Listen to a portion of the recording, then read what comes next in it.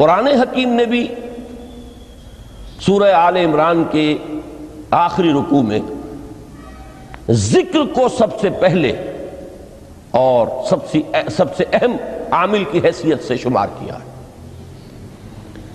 چنانچہ اس کی پہلی آیت جو ہے سورہ آل عمران کے آخری رکوع کی، اس میں تو وہی مضمون جو میں بیان کر چکا وہ آیا ہے، ان فی خلق السماوات والارض واختلاف اللیل والنہار لآیات لأولی الالباب، یقیناً آسمان اور زمین کی تخلیق میں اور دن اور رات کے الٹ پھیر میں نشانیاں ہیں ہوش مندوں کے لیے۔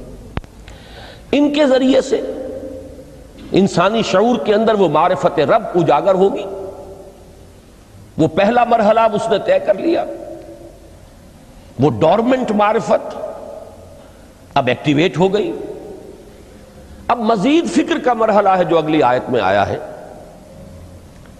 الذین یذکرون اللہ قیاما وقعودا وعلی جنوبہم ویتفکرون فی خلق السماوات والارض ربنا ما خلقت ھذا باطلا سبحانک فقنا عذاب النار۔ یعنی تفکر جو ہے ویتفکرون فی خلق السماوات والارض، وہ تفکر کرتے ہیں، غور و فکر کرتے ہیں آسمان اور زمین کی تخلیق میں، لیکن اس تفکر کے ساتھ لازماً ذکر، اور ذکر مدام، ذکر بھی وہ کہ جو مستقل ہو، ہر حالت میں ہو۔ الذین یذکرون اللہ قیاما وقعودا وعلی جنوبہم، وہ لوگ کہ جو اللہ کو یاد رکھتے ہیں، اللہ کا ذکر کرتے ہیں، کھڑے ہوئے بھی، بیٹھے ہوئے بھی، اور اپنے پہلوؤں کے بل یعنی لیٹے ہوئے بھی۔ اب ان تین کے سوا تو کوئی پوزیشن انسان کی نہیں ہے، اسی کا نام ہے دوام ذکر۔ اور اس کے ساتھ اگر وہ تفکر کرتے ہیں تو ان کا فکر اگلی منزل تک پہنچتا ہے۔ تو پہلی شے تھی فکر انسانی کی صحیح رخ پر مزید پیش قدمی اور پیش رفت، اور اس کے لیے لازم ہے ذکر و فکر کا امتزاج۔ دوسری چیز کو لیجئے عمل کی درستی۔ اس عمل کی درستی کے لیے اللہ تعالیٰ کے ساتھ ایک گہرے تعلق کی ضرورت ہے، اس لیے کہ صبر کی بحث میں یہ مضامین شاید آپ کے سامنے آ گئے ہوں کہ صبر، جہاں مصیبت پر صبر ہوتا ہے، تکلیف پر صبر ہوتا ہے، اللہ کے احکام پر جمنا یہ بھی صبر ہے، نفس کی خواہشات کی باغ کو تھام کر رکھنا، کھینچ کر رکھنا یہ بھی صبر ہے، اور استقامت، کسی شے پر قائم رہنا یہ بھی صبر ہے۔ تو عمل صحیح پر استقامت کے لیے وَاصْبِرْ وَمَا صَبْرُكَ إِلَّا بِاللَّهِ، اس صبر کی سب سے اہم جو بنیاد ہے، اس کا جو سب سے بڑا ذریعہ ہے، اس کا جو سب سے بڑا سہارا ہے، وَمَا صَبْرُكَ إِلَّا بِاللَّهِ، اس کے لیے ضرورت ہے ایک گہرے تعلق کی کہ اللہ کے ساتھ ایک ایسا تعلق برقرار رہے جو نہ صرف گہرا ہو بلکہ دائم و قائم، مسلسل۔ ذرا ذہول ہوگا تعلق مع اللہ میں، ذرا کمی آئے گی، شیطان کا وار کاری ہو جائے گا۔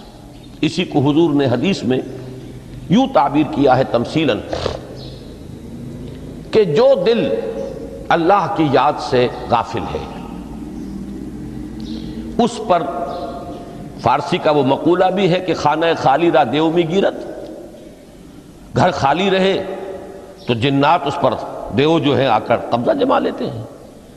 تو خانہ قلب جو ہے اگر یاد خدا بندی سے خالی ہو گیا تو شیطان ابلیس لعین اپنی تھوتنی ٹکا دیتا ہے۔ یہ لفظ آتا ہے سور کے منہ کے لیے تھوتنی، جس طرح اس کا نکلا ہوا سا منہ ہوتا ہے آگے، تو یہ لفظ استعمال کیا گیا کہ وہ اپنی تھوتنی انسان کے دل پر جما کر اور پھوکے مارنی شروع کر دیتا ہے۔ تو شیطان کو موقع ہی تب ملتا ہے جب انسان کے تعلق مع اللہ کے اندر کمی ہو، وہ خانہ بالکل خالی ہو گیا ہو یا اتنا ضعیف ہو گیا ہو کہ کل عدم ہو جائے، گویا کہ نہیں۔ تیسری چیز کی طرف آئیے، روحانی ترقی، روحانی ترقی کے لیے میں ایک اصطلاح کے سامنے لا رہا ہوں، اس سے مراد کیا ہے؟ روحانی ترقی کے لیے ہماری دینی اصطلاح ہے تقرب الی اللہ، اللہ سے قریب تر ہوتے چلے جانا۔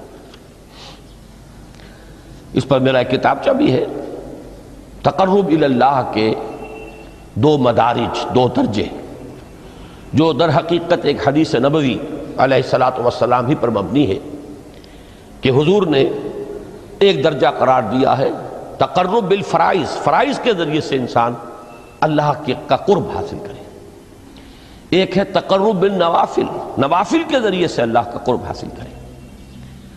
ان میں کیا نسبت و تناسب ہے، اہمیت کے اعتبار سے کون بڑھ کر ہے، بلندی کے اعتبار سے کون بڑھ کر ہے، یہ تمام مسائل میں نے اپنی اس تقریر میں بیان کیے تھے جو اس کتابچے میں شائع ہوئی ہے۔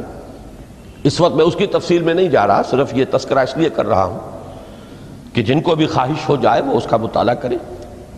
ہماری اس وقت کی گفتگو سے وہ کتابچہ اس جگہ پر منسلک ہوگا۔ تو تقرب الی اللہ، یہ تقرب کوئی فزیکل فینومینن نہیں ہے، جسمانی یا مادی مسئلہ نہیں ہے۔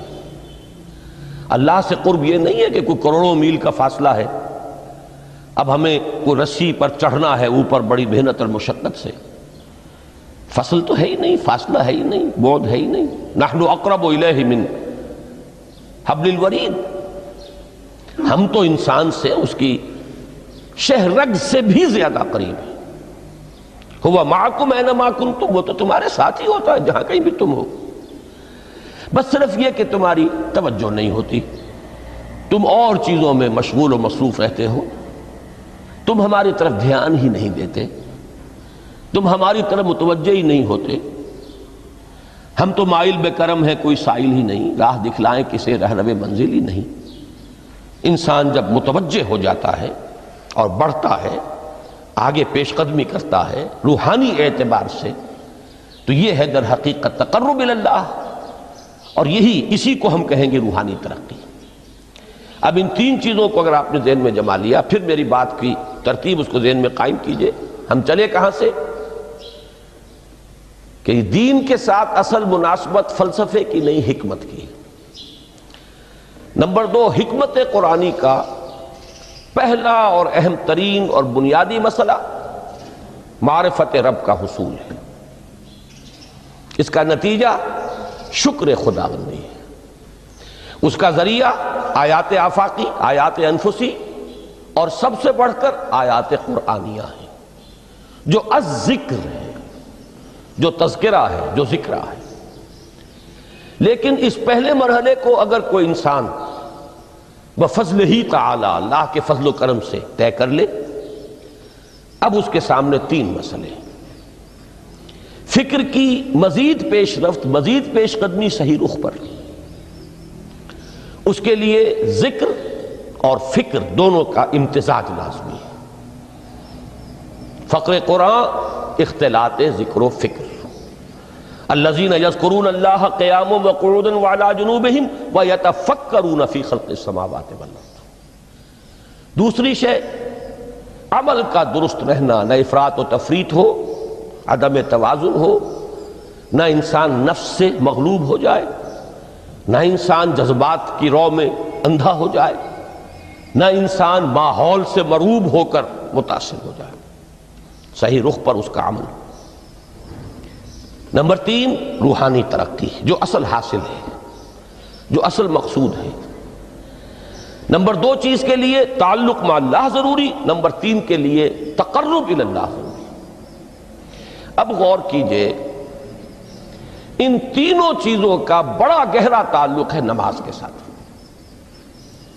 ان تینوں کے لیے ستون کی حیثیت نماز کو ہے، لہذا ایمان کے بعد یا معرفت رب کے بعد حکمت دین کا اہم ترین مسئلہ نماز، صلاۃ۔ اس لیے کہ ایک طرف یہ انسان کو اللہ کے ساتھ ایک گہرے تعلق کا ذریعہ فراہم کرتی ہے، اپنے تمام مصروفیات میں سے ان مشغولیتوں میں جن میں گم ہونے کا خدشہ ہوتا ہے، نکلو۔ 24 گھنٹے کے معمولات میں سے کم 5 مرتبہ تو لازماً نکلو، اور اپنے آپ کو ذرا، اپنے حواس کو بھی، اپنی باطنی کیفیات کو بھی ذرا تازہ کرو۔ اگر کوئی گندگی، نجاست، کسی طرح کی ناپاکی کا کوئی معاملہ ہے، طہارت حاصل کرو۔ طہارت سے تمہارے اندر روح کو بھی بالیدگی ہوگی، تمہارے حواس بھی تازہ ہوں گے، تم گویا کہ بحیثیت کل تمہاری ہستی چاق و چوبند ہو جائے گی۔ وہ کسل، وہ سستیاں، وہ جو ایک کثافتیں ہوتی ہیں، ان سب سے نجات حاصل کرو، اور اب اپنے رب کے حضور میں کھڑے ہو جاؤ، اس کے ساتھ اپنا عہد بھی تازہ کرو، اس کی اہم صفات کو بھی اپنے ذہن میں پھر مستحضر کرو۔ یہی وجہ ہے، دیکھیے میں نے جو آیات آپ کو شروع میں سنائی تھی، سورہ لقمان کی 2 آیتیں، پہلی آیت میں اس کا ترجمہ کر چکا، دوسری آیت وَلَقَدْ وَإِذْ قَالَ لُقْمَانُ لِابْنِهِ وَهُوَ يَعِظُهُ يَا بُنَيَّ لَا تُشْرِكْ بِاللَّهِ إِنَّ الشِّرْكَ لَظُلْمٌ عَظِيمٌ۔ اس کے بعد درمیان میں کچھ مضمون آ کر پھر وہ آیہ مبارکہ آئی، یا بنی اقم الصلاۃ وامر بالمعروف وانہ عن المنکر واصبر علی ما اصابک۔ گویا کہ اہم ترین چیز، بنیادی ترین چیز، اللہ کو محض پہچان لینا کافی نہیں ہے، یاد رکھنا ضروری ہے۔ اللہ یاد رہے گا تو فکر صحیح آگے بڑھے گا، اللہ یاد رہے گا اور اس کے ساتھ ایک گہرا تعلق جو ہے برقرار رہے گا تو عمل درست رہے گا۔ بالکل یہی بات سورہ طٰہٰ میں جو پہلی وحی حضرت موسیٰ علیہ السلام پر ہوئی، اور پہلا مخاطبہ ہے، چونکہ حضرت موسیٰ کو یہ انبیاء کرام کے مقدس گروہ میں ایک امتیازی حیثیت حاصل ہے کہ ان سے براہ راست گفتگو ہوئی ہے، اگرچہ صرف ایک پردہ تھا، اوٹ من ورائے حجاب گفتگو ہوئی ہے، لیکن یہ کہ کوئی فرشتے کا درمیانی جو ہے وہ لنک نہیں تھا، براہ راست اللہ تعالیٰ نے حضرت موسیٰ علیہ السلام سے کلام فرمایا۔ کلم اللہ موسیٰ تکلیما، موسیٰ سے تو اللہ نے کلام فرمایا جیسے کہ کلام کیا جاتا ہے۔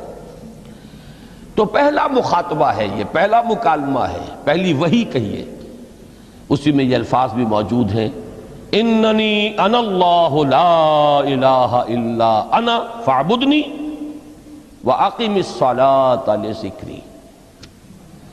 یہ گویا کہ حکمت قرآنی کا ایک بہت بڑا خزانہ ہے یہ آیت مبارکہ، کہ خود حضرت موسیٰ علیہ السلام کو جو ہدایت دی جا رہی ہے، میں ہوں، میں اللہ، اننی انا اللہ لا الہ الا انا، میرے سوا کوئی معبود نہیں، فاعبدنی، بس میری بندگی، میری عبادت، میری پرستش، میری محبت، اس کو اختیار کرو۔ وَأَقِمِ الصَّلَاةَ لِذِكْرِي، اور نماز کو قائم رکھو میری یاد کے لیے۔ بلکہ اسی سلسلہ کلام میں آگے چل کر سورہ طٰہٰ میں آتا ہے، کافی گفت و شنید کے بعد جب حضرت موسیٰ نے کچھ معذرت بھی کی، کچھ دعائیں بھی کی، اللہ نے ایک دعا قبول بھی کی کہ ان کے بھائی کو بھی شریک کر دیا، حضرت ہارون کو بھی۔ اس کے بعد پھر جب فرمایا کہ اب جاؤ فرعون کی طرف، تو اس میں فرمایا وَلَا تَنِيَا فِي ذِكْرِي، اور دیکھنا یہ جو عظیم مشن تمہارے کندھے پر آ گیا ہے، بڑا بھاری اور کٹھن ایک فرض ہے جو تم پر عائد ہو گیا ہے، اس کے لیے سب سے بڑی تمہارے پاس جو قوت کا ذریعہ ہے وہ نماز ہے۔ اقیم فلا تنیا عن ذکری، میری یاد میں کبھی غفلت نہ کرنا، اس میں کبھی کوئی کمی نہ آنے دینا۔ جیسا کہ میں نے عرض کیا تھا کہ جیسے ہی وہ تعلق جو ہے کمزور پڑتا ہے یا منقطع ہو جائے معاذ اللہ، تو پھر انسان گویا کہ شیطان کے لیے ایک لقمہ تر بن جاتا ہے۔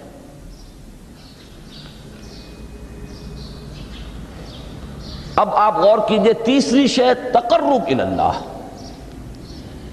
اس کے حوالے سے بھی جو فرائض اور نوافل کی بات ہے اس کو اس وقت ذہن سے نکال کر یہ سمجھیے کہ اس میں نماز کا کیا مقام ہے، اس لیے کہ نماز فرض بھی ہے، نماز نفل بھی ہے، وہ تو ان دونوں میں شریک ہو جائے گی۔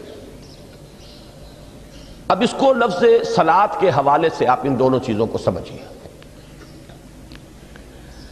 صاد لام واو یا یہ چونکہ حروف علت ایک دوسرے سے بدلتے رہتے ہیں، یہ جو مادہ ہے اس کی جو خالص لغوی اصل ہے، جو خالص عربی زبان میں اس کا بنیادی مفہوم ہے، وہ آگ جلانا یا آگ تاپنا یا آگ سینکنا، حرارت حاصل کرنا۔ لہذا بار بار آتا ہے جہنم کے ذکر میں اسلوہا، اب جلو اس میں، تاپو اس کو، یہ سینکے گی تمہیں۔ بلکہ تفتلون کا لفظ آیا ہے حضرت موسیٰ کے کلام میں، جب وہ گئے تھے کوہ طور پر، جب پہنچ گئے تو تھے آگ تک کی تلاش میں، لعلکم تفتلون، تو اپنے اہل خانہ سے یہی کہا تھا کہ مجھے کہیں وہ روشنی نظر آ رہی ہے، غالباً کوئی وہاں سے آگ مل سکے گی، ورنہ یہ کہ کوئی رہنمائی کو رستہ مجھے مل سکے گا، میں وہ آگ لے آؤں گا، کوئی چنگاری وہاں سے لے آؤں، لعلکم تفتلون، تاکہ تم، اب یہ اصطلاح در حقیقت باب افتعال ہے، اور یہ تے یہاں پر توئے کی شکل اختیار کر گئی، تا نے توبن کی صورت اختیار کی صاد کی وجہ سے۔ بہرحال اس کا سب سے بنیادی مفہوم جو ہے وہ ہے تاپنا، سکائی حاصل کرنا، حرارت۔ اس کے حوالے سے سمجھ لیجئے کہ سب سے بنیادی تعلق اس کا جو ہے وہ روح کے ساتھ ہے۔ روح میں محبت خداوندی کی آگ اگر ٹھنڈی پڑ گئی ہو، اگر محبت خداوندی کی حرارت میں کمی ہو رہی ہو، تو اس کو اثر نو، جس کو کہ میں آج سوچ رہا تھا تو ایک لفظ ذہن میں آیا کہ جیسے بیٹری اس کو ریچارج کیا جاتا ہے، اسی طریقے سے روح کے اندر محبت خداوندی کی اس حرارت کو اثر نو تازہ کرنا، یہ ہے در حقیقت نماز کا اصل مقصد۔ اس لیے کہ اس لفظ کا بنیادی مفہوم، اصل لغوی مفہوم تو یہ، اگرچہ اس کا سب سے زیادہ کثرت سے جو استعمال ہوتا ہے، اور لفظ صلاۃ جس سے در حقیقت جس تصور پر مبنی ہے وہ ہے اقدام، کسی کی طرف متوجہ ہونا اور پھر دعا۔ صلاۃ کا سب سے قریبی مفہوم لفظی جب بیان کیا جائے گا، اس سے مراد، اس کے معنی، تو دعا اس میں اہم ترین ہے۔ کسی کی طرف توجہ کرنا، مناجات کرنا، گفتگو کرنا، مخاطبہ، مکالمہ، دعا، یہ در حقیقت صلاۃ کا سب سے بڑا اصطلاحی مفہوم ہے۔ لیکن جو اس کا مادہ ہے، صاد لام واو یا صاد لام یا، اس کا اصل مفہوم جو ہے وہ تاپنا، حرارت حاصل کرنا۔ تو ان دونوں کے حوالے سے عرض کر رہا ہوں، وہ تاپنا اور حرارت حاصل کرنا وہ ہے روح کے اعتبار سے۔ وہ جو کہا اقبال نے کہ بجھی عشق کی آگ اندھیر ہے، مسلمان نہیں راہ کا ڈھیر۔ یہ عشق کی آگ جب بجھ جاتی ہے، در حقیقت یہی تو انسان کی روحانی موت ہے۔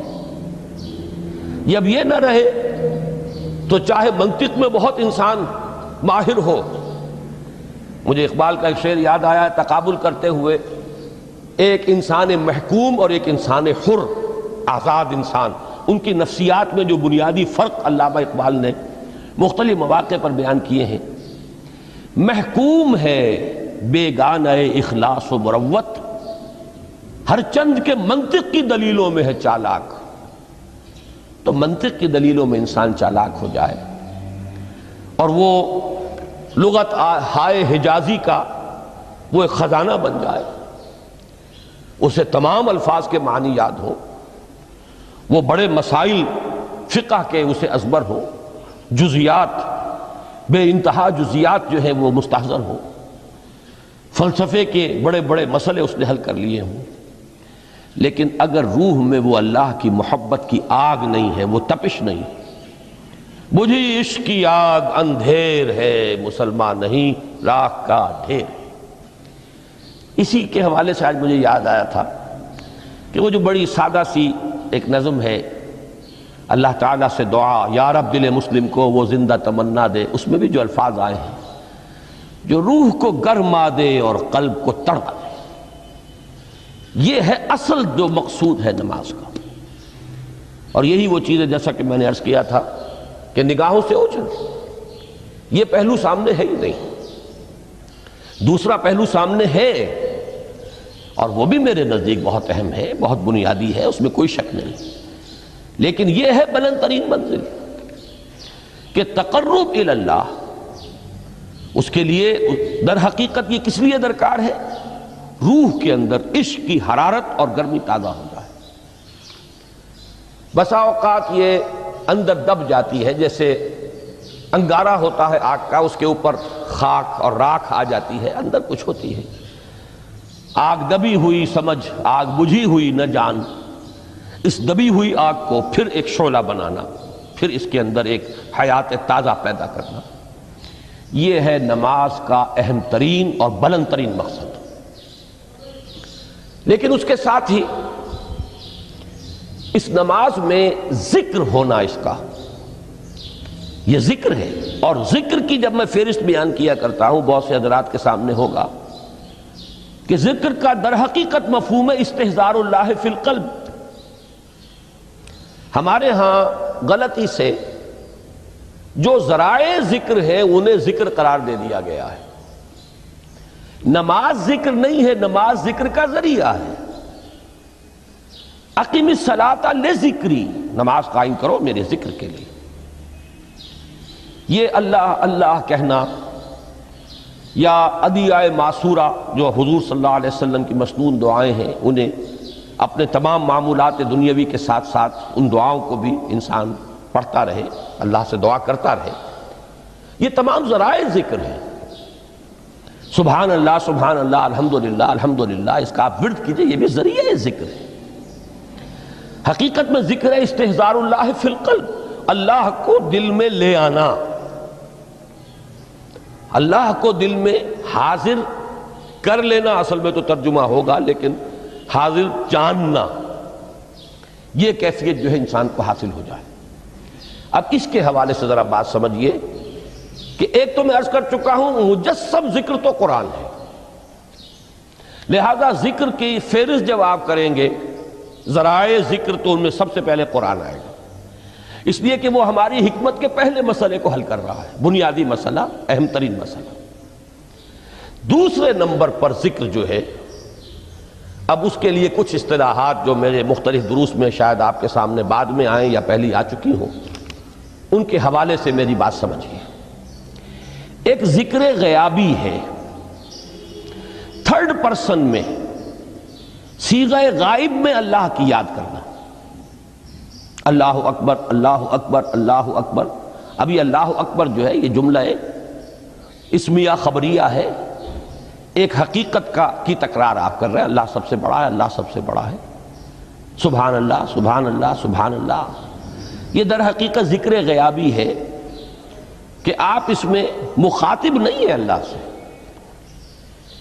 ایک ذکر خطابی کہیں یا ذکر حضوری کہیں، جس میں مکالمہ ہوتا ہے، جس میں گفتگو ہوتی ہے۔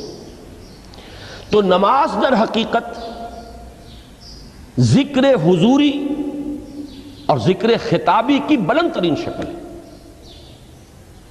اس لیے میں نے عرض کیا تھا کہ نماز کے لفظ یا صلاۃ کے لفظ، یہ اصطلاحی معنی جو اکثر و بیشتر کیے جاتے ہیں، وہ ہے دعا، اور دعا میں ہوتا کیا ہے؟ مکالمہ ہے، مخاطب، اے اللہ، اے میرے رب، اے پروردگار۔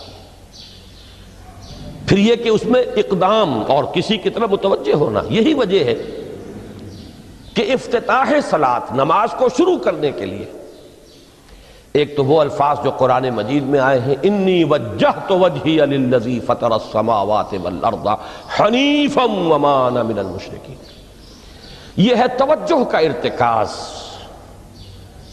بشرطے کہ یہ صرف الفاظ ہی نہ نکل رہے ہوں، واقعتاً یہ تعبیر ہو اس وقت کی انسان کی نفسیاتی کیفیت کی، کہ شعوری طور پر وہ فیصلہ کرتا ہے کہ اب میں منقطع ہو رہا ہوں، ہر چہار طرف سے اپنی توجہ کو ہٹا کر، ہر مسئلے سے اپنے آپ کو خالی و ذہن کر کے یعنی ظاہری اور باطنی دونوں اعتبار سے میں اپنی توجہ کا ارتکاز کر رہا ہوں اس ذات کی طرف جس نے آسمانوں اور زمین کو پیدا کیا، اور بالکل یکسو ہو کر رہا ہوں۔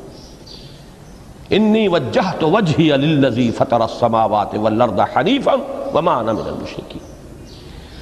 اور دوسری وہ جو دعا جس سے ہم افتتاح کرتے ہیں اپنی نماز کا، دیکھیں اس میں خطاب کا کس قدر اہتمام، وہاں سبحان اللہ نہیں ہے، سبحانک اللہم، پاک ہے تو اے رب ہمارے، وبحمدک وتبارک اسمک وتعالی جدک۔ اب آپ غور کر رہے ہیں، یہ ہے تخاطب، براہ راست مخاطب ہونا ہو رہی ہے۔ تو سب سے پہلی بات تو یہ ہوئی کہ ذکر کی ایک شکل ہے ذکر غیابی، دوسری ذکر حضوری، اور ذکر حضوری یا ذکر خطابی کی بلند ترین منزل، بلند ترین اس کا ذریعہ نماز۔ اس کو ایک پہلو سے اور سمجھ لیجئے، سورہ فاتحہ جب پھر ہم پڑھتے ہیں جسے الصلاۃ کہا گیا ہے، جو لب لباب ہے، خلاصہ ہے، اس میں پھر تدریجاً غیاب سے حضور کی طرف پیش قدمی ہوتی ہے۔ الحمدللہ رب العالمین الرحمن الرحیم مالک یوم الدین، یہ ذکر غیابی ہے، اس میں ابھی خطاب نہیں آیا، یہ وہی جملہ اسمیہ ہے۔ کل تعریف اس اللہ کے لیے ہے جو تمام جہانوں کا پروردگار ہے، مالک ہے، جو رحمان ہے، رحیم ہے، جزا و سزا کے دن کا مختار و مالک ہے۔ اب یہ غیاب سے حضور کی طرف، ایاک نعبد و ایاک نستعین اہدنا الصراط المستقیم، یہ ہے وہ۔ اب پہلے ایک معاہدہ ہے، ایک اقرار ہے، اعتراف ہے، وعدہ ہے، اور پھر دعا ہے، استدعا ہے کہ حضور نے فرمایا، یقول اللہ تعالی، اللہ یہ فرماتا ہے، اسی لیے اس کو حدیث قدسی کہیں گے۔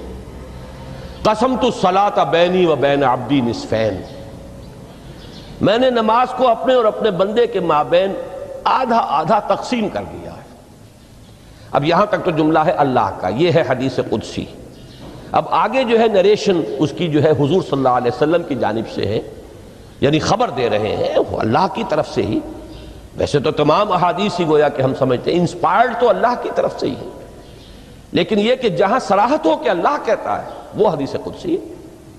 تو یقول اللہ تعالی قسمت الصلاۃ بینی و بین عبدی نصفین، یہاں تک تو حدیث قدسی ہے۔ اب دوسری عام حدیث ہے، اذا قال العبد الحمد للہ رب العالمین یقول اللہ تعالی حمدنی عبدی،